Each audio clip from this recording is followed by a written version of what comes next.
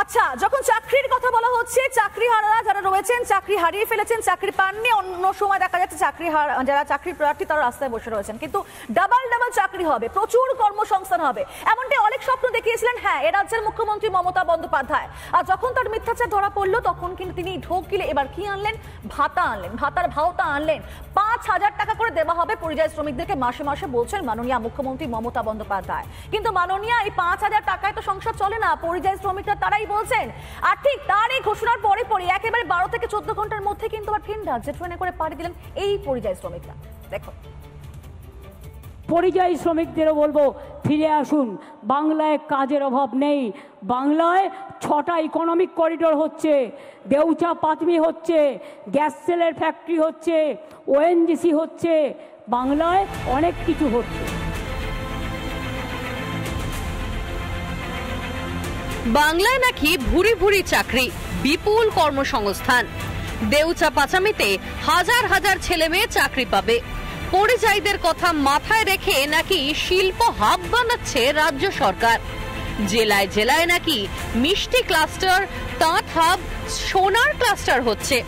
আসলে সবই মমতা বন্দ্যোপাধ্যায়ের প্রতিশ্রুতি, অলীক স্বপ্ন। কেন বলছি এ কথা? এবার সেই গল্পই বলবো আপনাদের। নিয়ে যাব পশ্চিম মেদিনীপুরের দাসপুর এলাকার গোল্ড হাবে। 22 এপ্রিল 2025 সালে এই যে ভবন, সেই ভবন উদ্বোধন হয়ে গিয়েছে। কাজ দেওয়ার জন্য কিন্তু এই গোল্ড হাবটা তৈরি হয়েছিল। যে ফাঁকা, এখন ফাঁকা একটা বিল্ডিংও কোথাও কিছু কাজ হচ্ছে না। দাসপুরের গোল্ড হাব কোটি কোটি টাকা খরচ করে তৈরি হয়েছে নীল সাদা বিল্ডিং, কিন্তু সেখানে কর্মসংস্থানের নাম গন্ধ নেই। কিন্তু এই 5,000 টাকা দিলে তো কারো সংসারই চলবে না, যখন দ্রব্যমূল্যের দাম, সে সত্যি হবে না। 5,000 টাকার মধ্যে সংসার চলে? গোল্ড হাব, আমাদের পেছনে এত বড় বিল্ডিং দেখতে পাচ্ছি, এখনো পর্যন্ত কোনো কাজ হয়েছে? আদৌ হবার কথা মনে হয়? আদৌ হবে?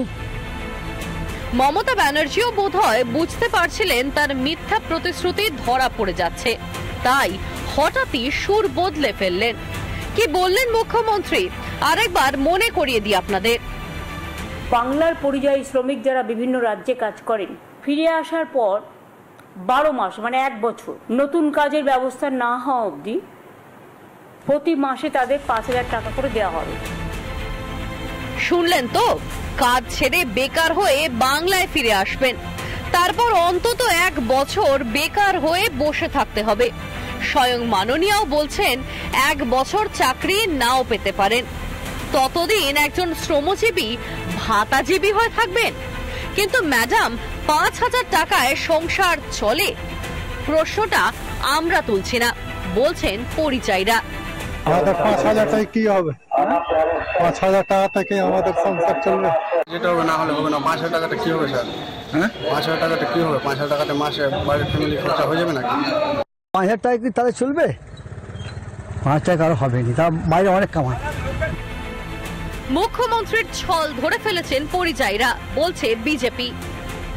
পরিযায়ী শ্রমিক যারা সপ্তাহে 5,000 10,000 টাকা রোজগার করে, তারা মমতা বন্দ্যোপাধ্যায়ের এই ভাওতার ভাতা নিতে কেউ আসবে না।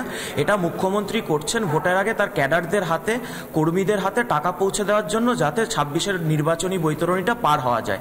এটা মমতা বন্দ্যোপাধ্যায়ের ভোট ব্যাংকশ্রী প্রকল্প, কোনো শ্রমশ্রী নয়। শুনলেন তো নিজের কানেই কি বলছেন পরিযায়ীরা।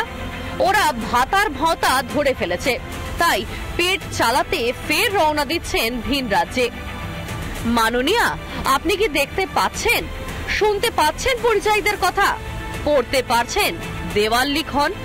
রিপাবলিক বাংলা।